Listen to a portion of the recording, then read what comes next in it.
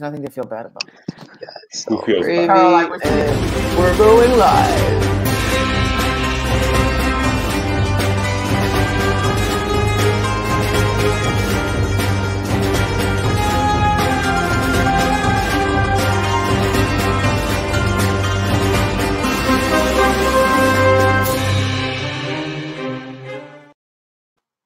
Good evening, folks. My name is Sandra Battolini, and welcome to The Soft Left, a show where comedians hash out news and events as they unfold in a COVID new world from our base here in Toronto. So what is soft left? Well, you could say it's the opposite of a hard right, you know? And so tonight, in our 7th episode, we toll the bell of the Marxist rallying cry, citizens of the world unite, you have nothing left to lose but your chains. So sit back, take a soft left with us as we weave our way around the shocking, ludicrous, and sometimes predictable news and events that occupy our minds. This is a donor-supported show, so please follow the link at the bottom of the screen to donate to this broadcast. If you'd like to be a sponsor of the show, please email softleft@gmail.com. We close each episode with a question period, like in the House of Commons, but less whiny, you know? So for our viewers out there, if you have any questions you'd like to ask our panel, please save those for the end of the broadcast, and we'd be happy to hash that out. So, guys, let's meet our panelists. He's fire, he's water, he's earth, he's wind. Not the band, but the man, Phil Luzzi. What? Another week, Sandra. Thanks for having me. Oh my God, my pleasure. I'm very excited. I'm really happy to have you. And you got to dip a little bit in some lake water. The only time I went into the lake this weekend was to fetch my iPhone because I dropped it after trying to get into a kayak. So. Oh my God. Yeah, but it's okay. I got a new one. Amazing. That's beautiful. Thanks for being here tonight. So, my pleasure. The man who coins phrases with such ease, like the one he coined this week, white gibberish. It's Monty Scott.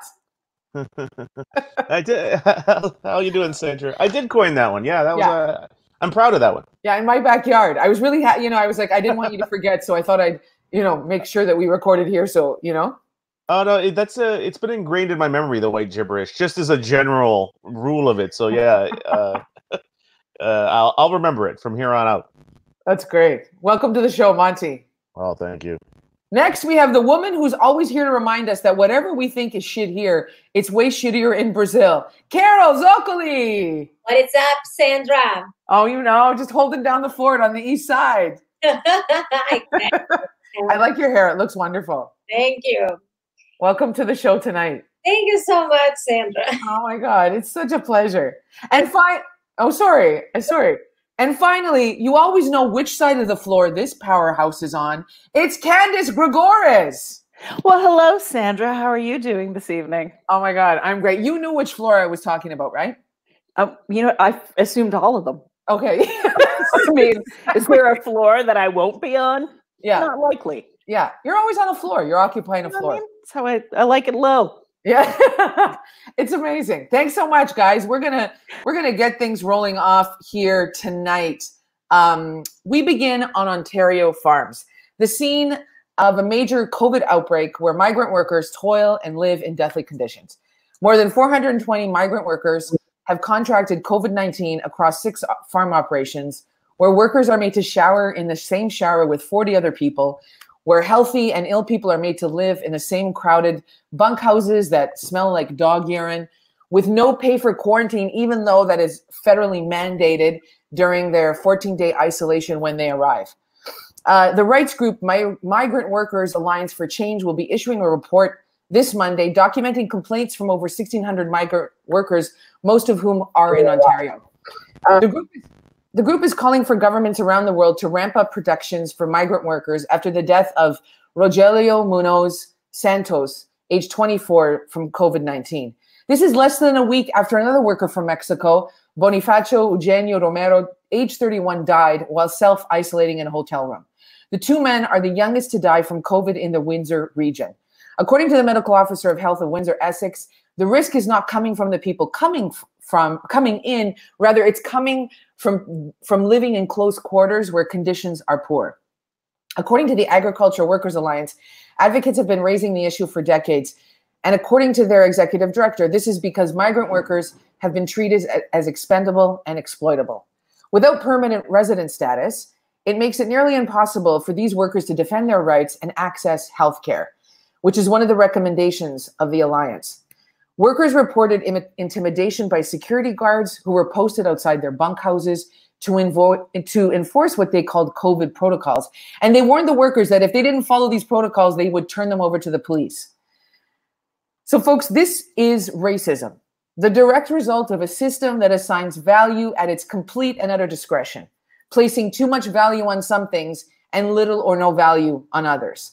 A system rooted in sociopathic and psychopathic tendencies that routinely debases human beings and derives pleasure in manipulating and controlling them.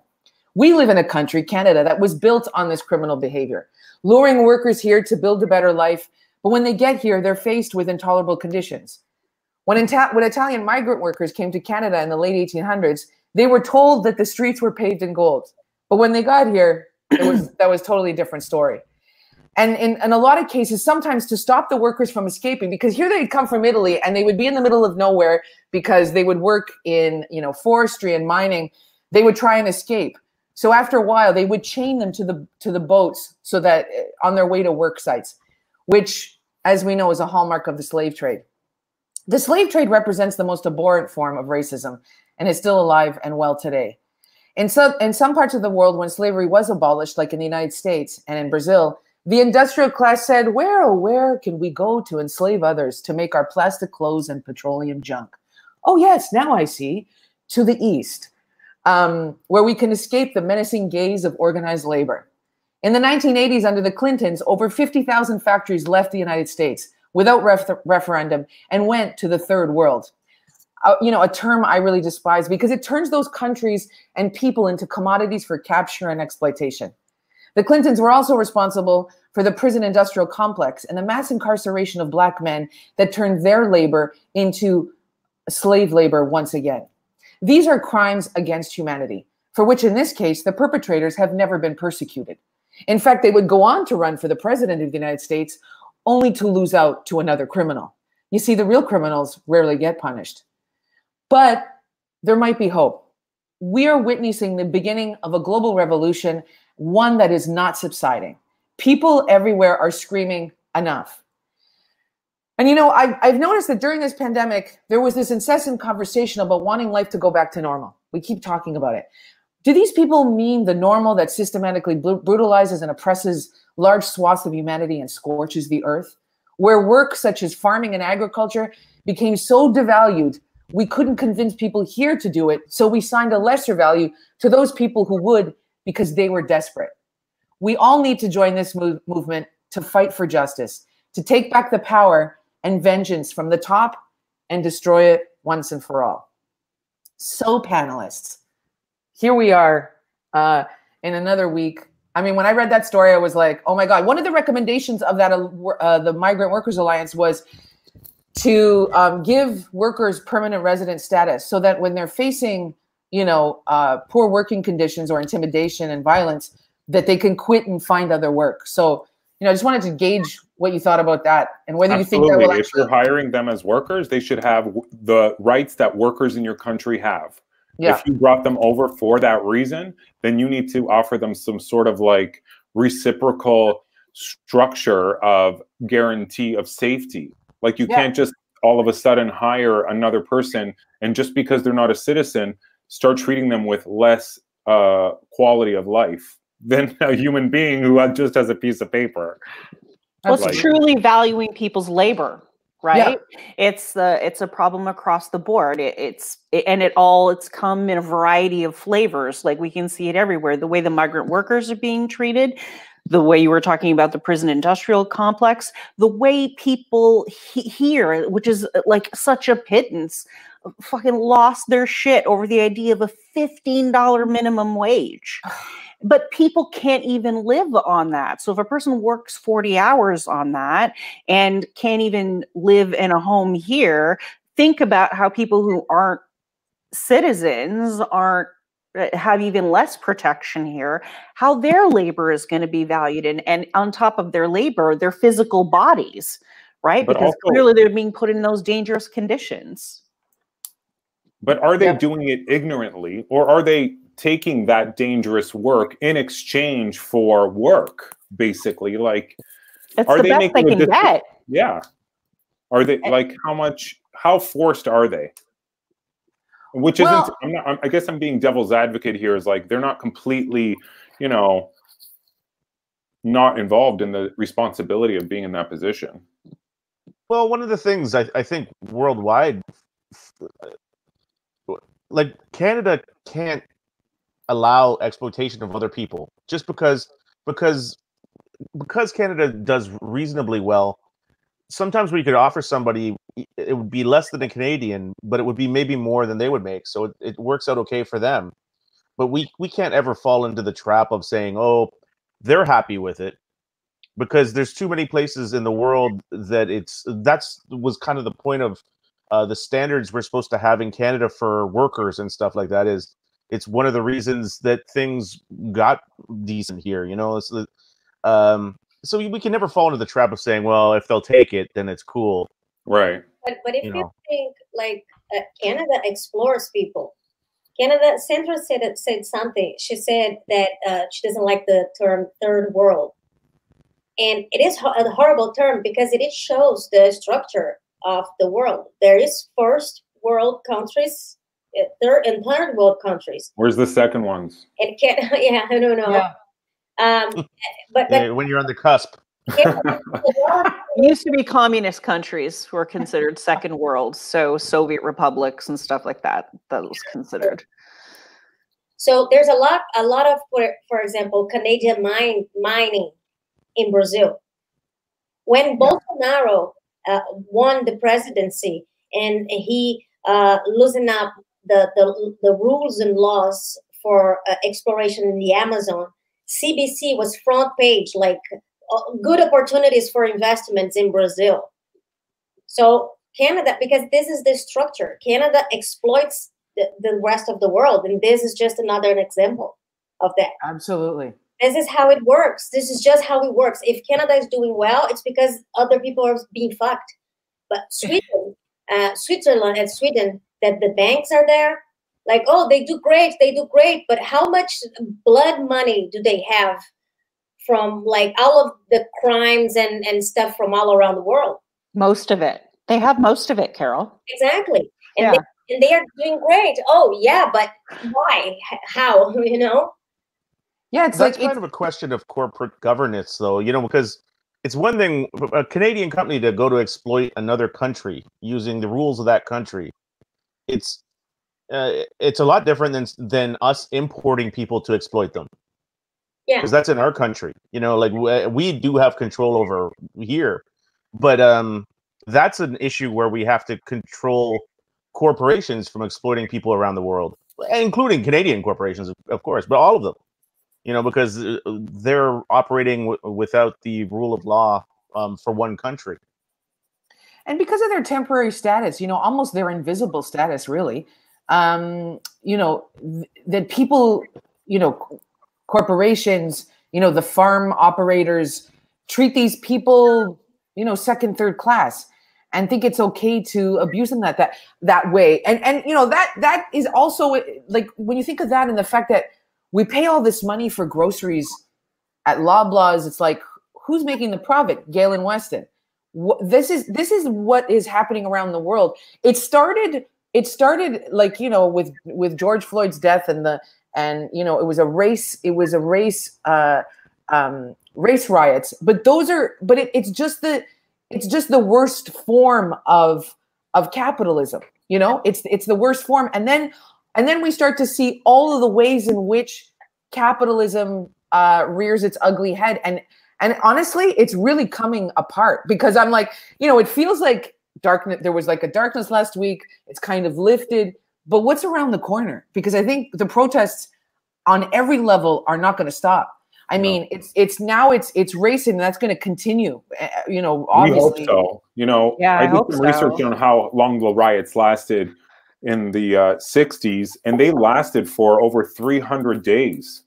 Really? And we ended up back at square one, in my opinion, you know, like, just So you think, oh, this has been going on for a while, but it went on for a while back then too. Yeah, the different civil rights marches that happened in the United States, a lot of those movements they would happen, like it would be 37 straight days of protests at a time, 120 straight days of protests at a time. So it's really to keep the pressure on and send the message to say we have to keep pressure on for things to keep changing. But I really think that the difference is that the earth is the big part of the equation. So it's like we might say we're worried that these protests won't continue and that that whatever the powers will continue to govern and oppress. But I think the earth is just going to keep coming in and being like, oh, hold up. You can't go back to what you were doing. It's not possible. So that's the exciting part of all of it. And we're going to move on now to Candice Gregoris. And it's been 10 minutes, 10 minutes. You know it's been 10 minutes. Yeah, it's been 10 minutes. Let me hear your body rock, your body talk. Hey, I wanted to talk a little bit about Regis Korchinski-Paquet, following up a little bit, and the big movement that's happening right now about defunding the police. Sorry, I had a sip of water, went down the wrong way. Sorry about that. So today was Regis Korchinski-Paquet's funeral, and I wanted to raise a couple of things around that. One, about how in Toronto and around that, there's been a lot of controversy around the SIU, which is a special investigations unit. Right now, there's been a lot of controversy about it. Her case is supposed to be being reviewed by the SIU because of the presence of police officers at the time of her death. And so the SIU was just, the family has agreed that now they are going to talk to the SIU. The family before was like, we don't know whether or not we're going to cooperate with the investigation because the police have been leaking information. But now the family says that they will. But I wanted to draw attention. There's another comic in the comedy community, Jackie Pirico. If you go to her Instagram account, she's posted in her stories, she's actually been phoning the SIU to see what they're doing about the investigation. And an officer phoned her back, and I encourage you to go to her page and watch the whole thing. And the officer there basically says, yeah, I'm a retired police officer. So the SIU is made up of primarily retired police officers. So there's a huge conflict of interest there with former police investigating police. And this guy on this call with Jackie told her that, you know, all of these people phoning and protesting just means more hours for him in his contract and him getting paid. So I guess I just wanted to talk about that in light of the defund the police movement, where maybe we need to be taking some of these services, like Regis's family had phoned the police for a health check because she had been having some epileptic seizures. Really, should a cop be going and doing that? Right? Should we not be funding social services to go, or mental health care professionals to go on a health check call like that? So I just wanted to open that up to the floor. I don't think that police should go to mental. They never handle that well. That is something they handle terribly at the best of times. Personally, I've seen not personally, but watching.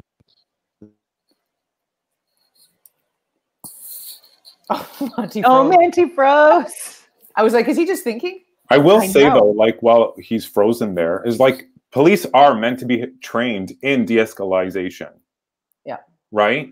And they're not. they go through their training like in, I don't know how long, 6 months maximum. So the whole thing about defunding the police and destructuring the police system is exactly what needs to happen at this point. It just doesn't work anymore. Like reached a tipping point where the only people who are interested in serving in that capacity are assholes. I don't mean that to be a generalization, but there isn't really a good reason anymore to want to be a cop. Well, and I think that the police force is just really the force that enforces the system of capitalism to protect certain people and not to protect others. Mm-hmm. So, it's like, I think or the shareholders. Yeah. I mean, I definitely think like when I heard defund, I was like, who's going to allow that? You know what I mean? But then now when you look at, all how the much they get over 60% of the city's budget. It's insane. That's what are they doing? Having Cinderella balls? Like what's going on here? They have them quarterly. The Cinderella balls, right? They're doing great. Exactly. You should see their glass slippers. Well, they make well over $100,000. So, if there's a good reason to be a cop based on there's not too many jobs you can make that much money in. This in is Canada, how much money I get paid to hit people. Jackie Jericho also actually covers that on her Instagram page as well. Is the income of the Toronto police. And yeah, they do make supervisors. I think supervisors make close to $100,000. And you'd think, she says, someone who makes that much money would have the skill and the training to deal with de-escalation. Yeah, it doesn't happen. But when you look at the whole system too, if someone like Regis, who is having, like a health issue, a mental health issue, like, the police, that's not the place to go. In our society, everything is very much just emergency, reactionary. You have a cough, go to the emergency. You know what I mean? It's like, instead, we're a system that incorporates different modalities to help people to be calm, to know that there's access to chiropractors and massage therapists and healers that they don't have to pay out of pocket for. Like, why does a medical doctor who never touches your body, they're the only ones. Well, they don't really touch your body, really. But I'm saying, like, instead, when you go to, like, a massage therapist or your chiropractor or, other healers, they actually they really heal your body. It's like, why are those people not part of the system? And I think that just shows or is another symptom of, a system that values and devalues. And makes access and then and removes access to really help people. I very much believe that there should be a system where you could divorce the police from many activities they're doing now. Yeah, and cut back their police force because you wouldn't need as many people. There's lots of things they don't do very well that they don't really need to do. Like speed traps. Go fuck yourself. And I'm never on board for those, Phil. Why does a cop need to be at a construction site? I never understood that. Well, because they're just patrolling traffic to clear any like possible lawsuits. But they're always getting like overtime on that. And I also heard this week. I also heard that police are trained. I don't know how to say this, but they want to shoot to kill as opposed to shoot to maim, because if the person survives and loses a limb, the lawsuit is far more an expensive thing than the loss of life. I don't believe that, Phil, because there's no way that a police would be found guilty of anything anyway. Like all of those, if I got shot by the cops and lost a leg, I will be suing them for 100%. Yeah.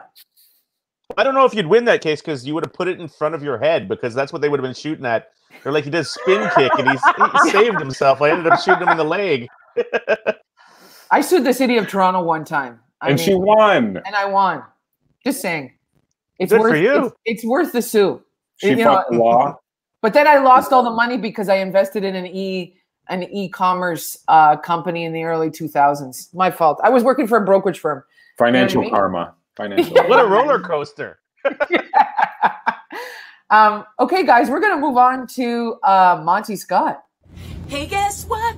It's been 10 minutes. It's time for you to change the subject, ain't it? So cute. It really is. It's your turn. Oh yeah, Monty. Okay, what am I talking? Oh, yeah, the CERB. Oh, yeah. Are they going to extend it, and should they extend it? That was really my questions. I feel like they're going to extend it because I don't know. I don't know if they can get by with cutting everybody off right now because a lot of people need it. Obviously, there's a lot of people who haven't gone back to work, and that's the situation we're in. But there's a point at which there's going to be points at which people won't work because they want to get the CERB, and they're like, well, it'd be easier to get this than, say, if you're doing a temporary job. Who would really want to go back to that if you're had the option? So it's an interesting transition they're going to have to go through to if they're going to cut CERB back and cut it off. And also, I wanted to get your take on what the hell are they talking about putting people in prison because they got the CERB and they shouldn't have got it? I just saw a little bit of rumblings on that, and I was like, well, I don't know if at first you're like, hey, here, have it, and then they're like, well, listen, we're going to take you to court though. So all three of those, I think I'm interested in hearing everyone's opinions. Well, this week, as some of you out there know, I'm on the board of the Canadian Association of Stand-Up Comedians, and so is Monty. So our lobbyists got in touch with us, told us that a bill is going before Parliament to extend the CERB, and obviously it would be incumbent on the association to write a letter because one of the sectors. I wrote a letter. You did? Yeah. Oh, great. For CERB? Yeah. Oh, good. Yeah. One of the sectors that's been the most affected is performing arts, and the film and TV, and we don't know when that's going to go back because a lot of people are going back. So and then it also, I had a conversation with my MP Julie DeBrusen, and she had on her Facebook Live, they were talking about the guaranteed basic income. I'm just saying, turn the goddamn thing into a guaranteed basic income. Stop give it. I mean, it's nice. It's great they gave it to us for the 16 weeks they did. Agreed. They will definitely extend it. Although as long as they put restrictions, I think as long as they put restrictions on the workplace saying certain industries can't return, then that has to be available. It must. Yeah. Otherwise, they are putting everyone in a very compromising position. And when you can prove you're making more money at your job than you could with CERB, then you could, detach. Or once you start making income at your regular job, it's done. Yeah, exactly. And then I'm with Sandra more that I feel like what this has ended up being is literally an experiment in universal minimum income, right? We're basically seeing it happen right now in a lot of ways. I mean, I know it wouldn't be exactly the same, but I do feel like there should be a certain amount of an allotment that people get that's just humane, right, for their living conditions. And because I think people would still thrive, aspire, want to open other businesses and do better than that. I mean, people have always strived to do better than that, even when they've, had food to eat. They continue to do that. So I don't think it would stifle any growth, but I just feel like it's a humane starting line. But apparently in Alaska, they have guaranteed basic income, and I didn't see what that said. They have guaranteed basic income, and they share in the spoils of the place. This is what this is showing. Shouldn't we, if the money is here now, where the fuck was it before? You know what I mean? Here. So it's these are profits and monies that are there from all the industries that we're involved in. And the thing is that certain people get a lot of that profit while the rest of the people do not. And it's worse when you work for the fucking company that is making that profit. Do you know, I remember going shopping with my dad to buy a Honda, car. And I say this because, we used to go, I'd always go with my dad when he would buy Fords, and, he could really, lowball them. And they'd be like, okay, yeah, we'll give it to you for that. But Honda, they don't like to, they don't like to barter. Not barter, but they don't like to negotiate. And so my dad put out a price, and those guys are like, well, he goes, you know, we won't be able to, like, we wouldn't be able to make a profit. And then and I said to him, like, oh, I said, I understand how capitalism works. And a profit is literally just the gold that the shareholders dip their balls in. Do you know what I mean? Profit is a misnomer. You know what I mean? Like, everything is like, oh, profit, the stock market. But it's like, that's just extra. Otherwise, there's lots to fucking go around. I'm as commie pinko squarehead as they come. But I'm going to tell you, I don't feel like there's anything wrong with someone profiting. I don't either. Nothing wrong with the concept of someone working hard and doing well. But I'm saying extraordinarily so, no. But when there's someone who has intergalactic travel wealth, while other people... No one can make trillions of dollars without other people being exploited. Labor. Yeah. No, it's impossible. They're stealing money. Well, it's like they've created a structure that allows them to soak the most out of the sponge. Yep. So that's what needs to be, you know, talked about. That's crazy. I think, you know, we talked about this before. This, like, once you reach 2 billion or like $2 billion, you have to donate like anything you make back to society. I would agree with that. I would just say, well, Sandra, like, the idea that they make a profit in a capitalism, it's kind of necessary for them to make a profit at some point. Honda's point there was like, listen, Mr. Battaglini, we'll have to make you afford for the money you're asking to pay. Well, no, but because there's already they're already making a profit. But the extra part is for the shareholders. That extra part, like, the price of a car shouldn't be what it is, like, necessarily. It's just that there's that chunk they include in there to make sure that there's a whole whack of people that are making, like, fuck those people. People are still making a lot of money. I remember those days when you could go into a dealership and be like, this is what I can give you. And they'd be like, let me talk to my manager. And then they would go to their manager and come back and be like, no. But that doesn't happen anymore when you go buy a car, no matter which dealership you go to, unless you're going to, like, I don't know, buy an Aston Martin or something. But, like, if you're going to buy a Mazda, there's a price and that's the price. They're not going to haggle with you. They might throw in a CD changer. You know what I mean? Yeah. But they're not going to, like, lower the price. They have, like, these guidelines. It's like, you cannot go beyond that. Oh, I question whether you guys were getting a good deal to begin with at the dealership. I think they're just finding different ways to screw you. They're like, all right, now we won't even give them the song and dance. We'll just be like, we got no more time for this. We need the profit. Drive through.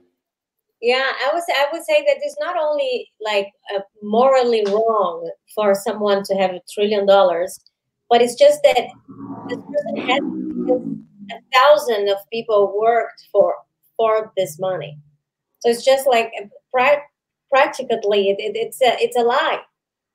Yeah, it is this mentality of the individual is the best, the person, you know, like the personality cult.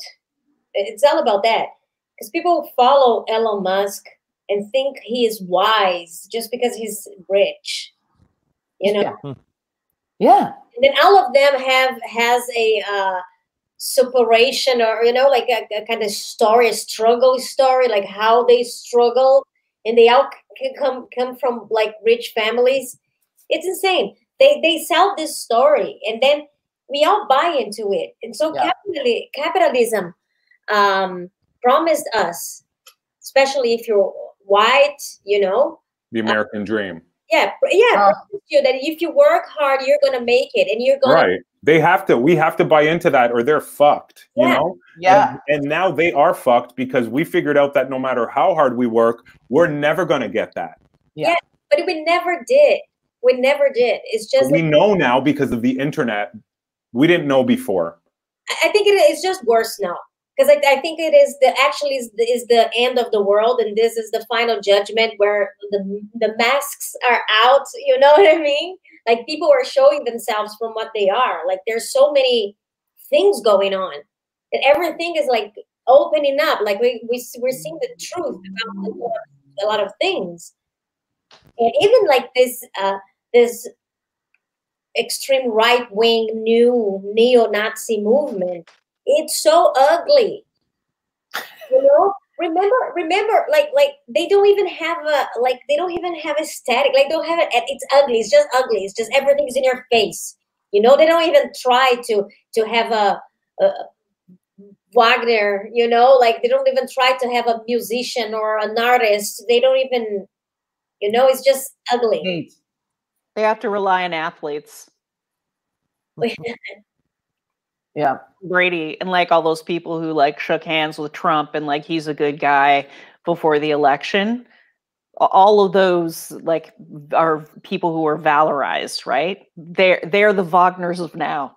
Yeah, but even then, it's just. Can you please write a book called The Wagners of Now? It's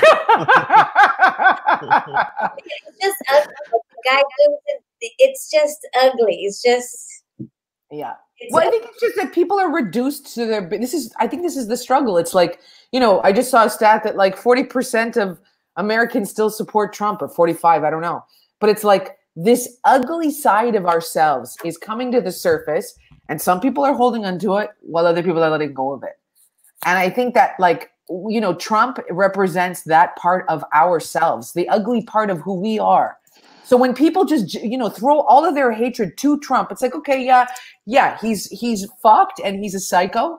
But like, I mean, the best thing would be to forgive it, but just not to focus on it and just be like, you're nuts and I'm not participating in this system no more with you at the helm. Then I'm the crazy one to follow fucking you. Then I'm crazy, you know? Well, Sandra, you're throwing it in there like, well, you know, we all have our faults, you know, the Nazis, and I'm like, I rarely ever throw myself in the Nazi boat. Like, that seems especially ugly, you know? No, I don't. Obviously, we're not Nazis. I just mean though that hey, we're not far. Not us. Yeah. Hey, perfect. No, Nazi. I managed not to be. Yes. But I just mean that, you know, the part of ourselves that like makes fun, that debases, you know what I mean? That we've all done that. Obviously, some people are really good at it, AKA the Nazis, Hitler, Trump, you know what I mean? All these people. But it's like, I don't know. I think what I've been noticing that is happening in Brazil, and I think that is happening in America too. It is a traumatic experience between your fellow citizens. Because it's like, it's a war. It's a war. Like, you can't talk to people who still supports Bolsonaro. Like, you hate them. Like, even in your family. Like, I don't talk to my brother. I don't talk to my brother. I don't have the, fuck it. Why? You know? Exactly. But I mean, yeah, you don't have to talk to those people, but you don't need to expend the hatred towards them. Because then that leaves you sort of blocked to, you know, really bring about the change that we need to, because it's possible that your brother at some point, you don't have to talk to him, but it's possible your brother might come to some kind of awakening. No, that's not possible. It's not possible. Like, you, I don't know if you have ever talked to those people. Like, it is. Yeah, obviously. Yes. You're like, it is like a way of thinking. Like, it is no, they don't have fun and no one can. Yeah. That's the thing. It's just punishment, That's their goal. Like, if you tell them that life can be beautiful, they will punch you in the face. They can't see you happy. It's crazy. So it is traumatic, because when you see that in your fellow citizens, when you see that ugly face, and you see that among your family, your friends, there's people who actually are fascists. You know, it's traumatic. My cousin in Italy ran for the Fascist Party of Italy. Yeah. Yeah. So, anyways, guys, we got to move on to the next topic. It's been 10 minutes. Let's hand it over to Falouz. Me? Oh, dance party! Oh, no, dance party! All right. Same thing. 5, 6, 7, 8. Oh, wait. Them out to them all. Them sugar, that's all. Welcome to King of the Dance Hall. Sorry.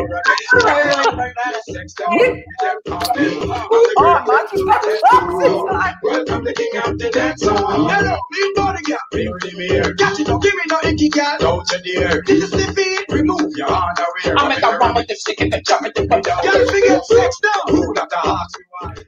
Yes. Sorry about that. I was muted for that shit. That's good. Oh. Shout out to, who is that? Beanie Joe, you got to shout out to who that was.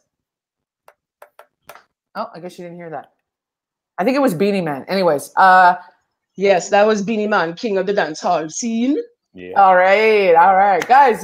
Phil Luzzi, your next panelist. Well, I mean, Trudeau took a knee at the anti-racist rally, the Black Lives Matter rally, and I watched a bit of the footage, and while I was proud that our prime minister took a knee because it showed solidarity with, you know, the people, he was also like, somebody yelled out, why should we believe you, or something about blackface, because he was criticized just a short time ago for his time in blackface and made those like apologies. And now he takes a knee and showing his solidarity. I just wanted to talk with the panel about, when does a sin get forgiven when you're in politics? And what does a politician need to do to admit he made a mistake after he admits he made a mistake to move forward? Or can the citizens just keep holding that same sin to that same politician? What do you think? I mean, I guess it's not my sin to forgive, is what I'd say, right? Like what he did. So you were not offended by what he did? No, sorry. Felt like I was answering another part of it. Like when you were saying that, like how long does it go to forgive? What I'm saying is it's not my sin to forgive. I am in no position to ever tell anyone else how long that period should be. Like that's not my call, because I'm not part of that community. I feel like it's people within that community that were offended who get to say how long anyone gets to be in the doghouse. I think if the politician really do stuff that will show people like really like realistic, like real politics or real attitudes, then I think yes. But I think like also with politicians that they always will, people with every politician, people always like yell out things to them from their past. You know, I don't think that ends with politicians, you know? I mean, I really do believe in forgiveness. I do. I you know, it's helped me in my life. That doesn't mean I want to sit with, you know, I can forgive that person who is, you know, hateful or bad, but I don't have to sit and have dinner with them. I don't think Justin Trudeau is a hateful person. I don't. Right. I think that like whatever he did, you know, well, he knows, you know what I mean? And it's not something I'm going to bring that up, you know, on stage. I'll bring it up in things like this. You know what I mean? They make good jokes. I think though that like, you know, when you look at the record of the government in a lot of ways, they've made a lot of great initiatives, you know, that are positive, but there's a lot of work to do. So I don't know. I don't believe in holding him, you know, forever, but they has to remain accountable, especially now. You know, there has to be firm, solid, over and beyond commitments to deal with racism. I mean, the thing that he needs to do is you know, declare the way that we've treated our Indigenous people as a genocide. Somebody's got to do it. If it's not going to be like, and that they, you know, people have been calling that out for this for a long time in the United States as well. Black oppression, racism, that is a genocide. You know, the systematic oppression and violence against these people, that is a genocide. You don't claim, you don't declare it, it's going to keep coming up like this. That's the only way to move forward. So yeah, while he made mistakes, I think he's coming to terms with it. But in the position that he's asked us to give him, the place that he's asked us to occupy, they have a lot of work to do. They have a lot of work to keep showing and keep doing, especially now. Well, there is a window there. What's that? No, I just meant, sorry for cutting you off, Monty. I was just going to say, well, there is a window there, right? Like, as you say, it needs to be some more action. And like, I feel like those gestures, so let me call those things like a gesture that he was making. The gesture means more once it's followed through with more action. Yeah. And I feel like this is also a window where those changes can be made. So it's really a test of his leadership for those changes to be made. I think some people are going to hold his feet to the fire, and that's not unusual in politics anyway. So I guess I'm just like, well, let's see what happens when the rubber meets the road. And while we keep pressure on for that as well. I mean, that's not to say that I'm not offended by these people, by his government, him, with the way, like, especially, you know, with the advocacy work of comedy. It's like, I'm offended by the way they've not included us, even though we've been asking for 4 years. You know what I mean? I'm going to give these people another year or two, and not even, but you know what I mean? It's not like I'm not offended by multiple things, but, you know, I think that we achieve more in conversation if we're able. Monty, what were you saying? Well, first of all, I don't know that I trust that Justin Trudeau isn't going to be in blackface again. I don't know that we can. I don't know that we can take that right off the table. Like, he's definitely no more blackface. He said it, but a lot of people, they say lots of things. So let's hope he can keep the blackface off. But beyond that, was brownface, no? Really brown, but yes. Well, which time? He can't say how many times he's been in blackface. He's just like, honestly, I couldn't really speculate as to how many times I've been in blackface. But I don't think he's hateful. It's just I'm more insulted that it's so stupid. It's insulting that it's so. You know, it's so insensitive, where even doing it in the 80s, people knew that wasn't cool. People knew that it was offensive to people. Can I tell you a story about Justin Trudeau? About me meeting him? Not that he would recall this, but I met him. I was working for a branding company who did all the branding for the TED, the Idea City conference, which is what do you call that? The TED City? Not TED City, but Idea City. TED Talks, right? Anyways, we were doing all the branding. We got then, you know, during the week we got to be there, and Mordecai Ritzler was supposed to speak, but then he got sick. And who shows up? Justin Trudeau in an electric blue shirt with sunglasses, comes on stage. Was such a, like, it was the most annoying thing I'd ever seen. I'm like, who the fuck is this guy? Like, he didn't even take his sunglasses off. It was so, I was like, this guy is like, just it was not good. Then they had an event at the supper club at the Rosewater Club downtown, and I'm with my coworkers, and I see Justin Trudeau in the distance. I'm like, guys, I want to go close, because he had a harem of people. So I go close, and he's pontificating. He's like, "Je suis Québécois," and then I said, "Oh, were you born in Quebec?" He's like, "No, my father was a diplomat. I was born in Ottawa." And I was so mad at this fucking shit. I'm like, you expect me to know where you were born? So I think that he was, you know, there's lots of arrogance there, which I think is coming undone, but.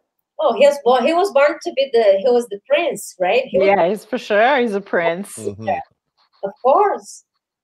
But one thing that I think it is so funny that today politics are so performatic. Right? It's everything for the Instagram shoot. So it is weird that we are discussing this, and we often discussing those kind of, oh, he took a knee. What the fuck? Who cares? Fuck the knee. Where is your politics? I want to see what the fuck are you doing? Let the artists do the performance. I don't want you to, you know what I mean? You're right. It's very corrosive in that you see what's happened with Trump. So, you know, like, basically, if he ever had to stick to actual policy, if he had to talk about what he wanted to do, he would be unable to. So you get people like that elected by, you know, relying on photo ops. Exactly. Well, Trump, the whole thing about Trump sending the National Guard just for a photo, right? Well, this is what there's nothing he can do but that kind of thing, because otherwise he really doesn't know what the hell he's doing. So, yeah. But that's what you've elected. Yeah. Yeah. He was elected for hate, and he's delivering hate. It is the same thing in Brazil. Hate and theater and hate theater. Yes. And, I like that term, hate theater. And also like hatred towards a group of people that makes those 40% very happy. And the funny thing is that in America, it's around 40% that it's Trump's approval, and also Bolsonaro's. It's the same number. It's so weird, right? Interesting. Yeah. Well, that's is Bolsonaro appealing to the same racism, the same amount of racism? I think the same hate. I think it's a similar kind of hate. It is people who they've been beaten up for a while, and as all of us, but they don't have any hope. And I do think that they want the world to end. So I do think that some people voted on Bolsonaro and on Trump just so like I want to fuck everything up. I think it was that feeling, you know. Yep. Well, and definitely some people for Trump were like, this system isn't working, so maybe this jackass will bring in something that would be somehow more palatable, even if they don't want it to completely burn. They're like, whatever he does. I mean, I think that what happened was like the left, the perceived left and the right. You know, the left is like, the right is disgusting. And then, I don't know, the left, and that's not even the left, but the Democrats, a bunch of cunts too. Exactly. Okay? That's actually what I wanna talk to you guys today, was exactly about that. Like how we, like people in general, I think they don't believe in right or left anymore, or any parties really. And I think that the movement going on is not a party. There's not a politician in front of it. It's from the people. And the same thing is happening in Brazil. The politicians, the left politicians, they couldn't organize anything. They are too divided. They don't have any strength. So the people are doing, and this is so interesting because it shows that it's really breaking the system, probably. Because the left, the Democrats, they are still in the system. Justin Trudeau is the system. You know? Yeah, and you know what? It's like the system is like just there, and it's been created. And I think that, like, you know, it takes a lot of work to change the system or to change a law. You know what I mean? And I think that you can dismantle the system through revolution, which is what's happening. It could happen really quickly. And that has, you know, that's beneficial, and then it can be catastrophic. But like, I think the best thing is, you know, the more we get engaged and we put pressure, then I think change will happen more quickly. And, you know, we saw in this pandemic how, you know, our whole society, you know, retrofitted itself really quickly. So we can kind of do the same. But you're right, Justin Trudeau is the system. But I do believe that a lot of the people who do go work, you know, people I've met, I really do believe they want change to happen positively. Yeah. I think everybody wants change, but some is a lot to do. Like, well, just as an example of Honda not making a profit, to an extent, the way our system's set up, if a company can't make a profit, they'll just stop making whatever they're doing. They'll just stop doing what they're doing. So, like, if we're talking about moving away or stepping away from kind of a capitalist system, it's who knows kind of how that'll go. Well, because we've never even really, like, how often have we ever sat back and thought, well, how would that work? What would that look like? Do you know what I mean? Because we've been in it so long. We're like the fish swimming in the water, right? It just feels like, well, what are you talking about? This is just water. And then it's other people going, well, the water's polluted, asshole. Like, we need to do something to change it. I mean, I know I always bring up Naomi Klein and the Green New Deal, but that seems to be one of the best scenarios, because it doesn't just demolish. It's not getting rid of capitalism. It's like we're not even living in capitalism the way it was intended, because capitalism is about healthy competition. And right now it is not healthy. You know what I mean? Like, you know, it's like some people that, you know, I've heard this term, it's called a monospemy. So it's like companies like Walmart operate above the market. So people like Jeff Bezos, they operate above the market. They control it. That's not capitalism. But a competitive market is by nature competitive. And in a competition, somebody has to win. Yeah, for sure. So we just didn't. It's been 10 minutes, yeah. And you know what that means. It's time to change the subject. I think it was my turn, but I already talked about this. Oh yeah, okay, yeah. Joe thought that we didn't. Yeah, the nonpartisan protest. It showed in the middle. Yeah. I personally, I would love to see things get much less partisan, because I don't understand. There's so much ego in this being my side, this being my team, that people. It stops people from thinking about, you know, the whatever policy they're trying to put through. So you just end up being on one side, and I would really love to see things get less partisan and kind of break off into, how about the thoughts of what we want society to be. What I've been seeing, which is it's just something that I've been noticing. I think it'll be more and more of those non-centralized movements, which like you have. So like you want to solve a problem, and then you get together with other people to solve that problem. That doesn't mean that you share everything, every belief with that person. It seems to me that is ruining. But I don't know where are we going, if it's better or worse. My fear is that it's worse. I just noticed that the parties, they have like, and I've been noticing in Brazil, the left politicians, they have no voice, like nothing. But the social movements, they started to have some voice now. You're making me think, Carol, right now, isn't it happening in Seattle? There's that autonomous zone where there's this people who they've set up a barricade and said, this isn't the United States anymore. We're an autonomous zone and we're going to govern ourselves. I'll do more for the next time we have a show. I'll research the autonomous zone. So there's these people who say, like, we're going to be a self-governing unit. We're like the Vatican, but not full of less criminals. But I don't think people can do that. This must be against the law. Well, that's what's happening. They're putting, it's a challenge that they're putting up. Then these confrontations that are happening right now. I believe it's I'll have to look into it more, but it's the Capitol Hill area of Seattle. So, and it's the Capitol Hill Autonomous Zone, they're calling it, that they've said that the people have captured it. So it's like a little, I think that's going to happen all over the world. That's what people are saying, that government's going to be tribal, like community based. That you're going to say, hey, this is the way my community, which is maybe my 5 blocks, is going to be.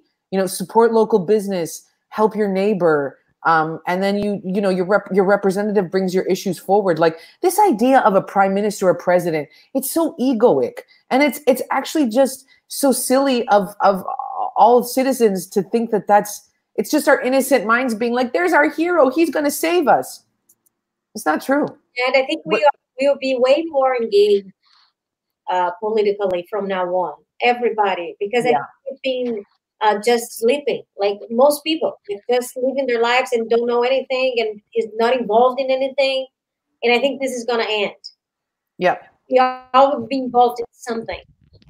When there's stability, it's easy to fall asleep and not pay any attention. And that's what's happened in Canada, definitely, for many years, where people are just like, well, why would I even bother to pay attention? And when things like this happen, people think maybe I should pay attention.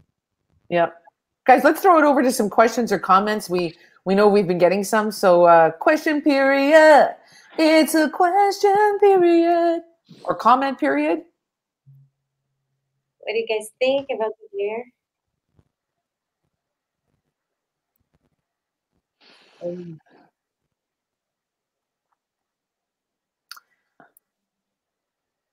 So Bill Blair being in his cabinet, what do you all think?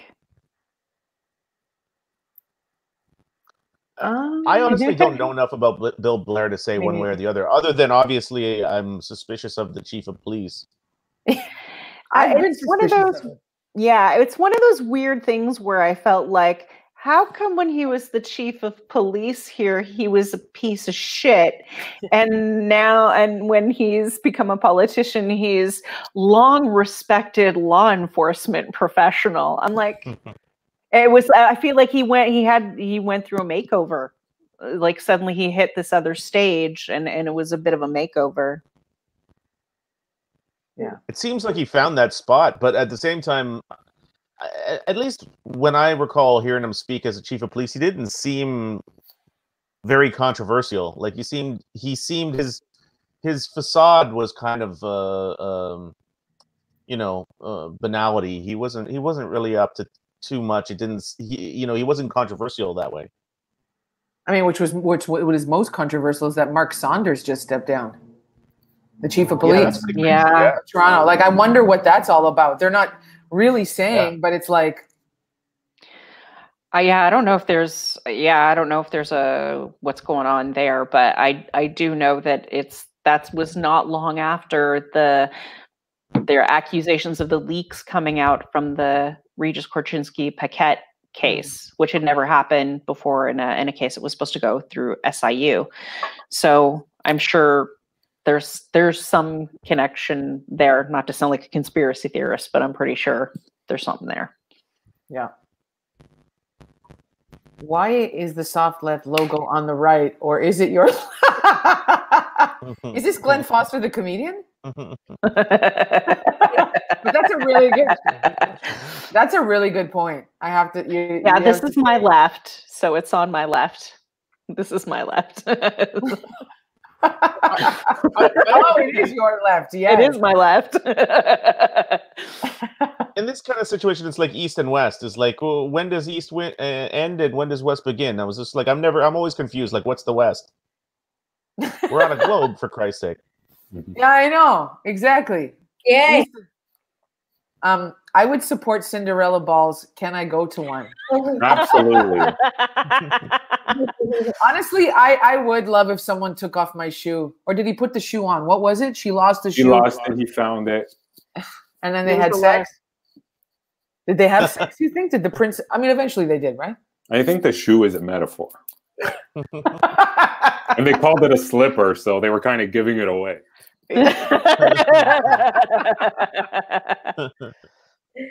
We should become zone warriors, also known as zoners. Oh, is that? I guess that's a real thing. In the 80s, I remember zoners being like a term for like guys in school, like basically stoners. Yeah, they were just stoners. You're just like a zoner. Does anybody here? Actually, we all live on the east side, which I mean, I don't, but it's like I don't want to leave this neighborhood. Really, I'm like the thought of having to go somewhere else. I'm like, and so I just the east side, or as I call it, our left.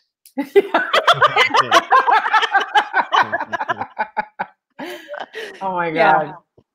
Yeah. We do have any more comments? No, I think we're about to close the show. We're 3 minutes over time. Sorry to our sponsors. We're good. Time. We're getting paid time and a half, though. Don't worry about it. Yeah. We want to apologize to our sponsors for going over time, but we don't have any sponsors, so that's a future apology. Suck it. If we have a confirmation, we'll have to get a sponsor for sure. Nice. Guys, that concludes the 7th episode of Soft Left with this amazing panel here. I want to thank everybody for being here, for the viewers who are coming. We are here every Thursday, except the next. What's the date next Thursday? It's going to be. I should have had this. The 18th, June 18th. So June 18th and July 2nd, we will be on a hiatus because some people are going to be dipping their toes in the lake water, which is amazing. But we will be back on the 25th, and then after July 2nd for always. So I just want to, give it to the panel. Just if they have any throws. So take it away, Carol. Just my Instagram, guys. Follow me, Zocoli Carol. Thank you. Monty? You can get me at Twitter, Instagram, Monty Mofo Scott, or the Impetus of Everything is my podcast with Pat Bircher. So you can check that out on both of those. Filler. This is my Instagram right here. Oh, yeah. And if you haven't watched Yvonne Orji's special on HBO, Mama, I Made It, I highly recommend. That's my recommendation. I was reading an article about that, actually. I looked interested. Yeah. I love her. This is my Twitter and my Instagram account. If you go to my Instagram account, the link in my bio is for the GoFundMe for Regis Korchinski-Paquette. And guys, I encourage everybody out there, get involved in your politics. We can make change. It's possible, and we have to fight for it. So thank you for being with us, and thank you to Mob Boss Joe and Red Fedora Comedy. Joe. Yes, I'm Mob Boss Joe. Follow Red Fedora Comedy on Instagram and Soft Left on Instagram and Twitter. And we'll see you soon. Share and like. Bye. Bye. Peace out.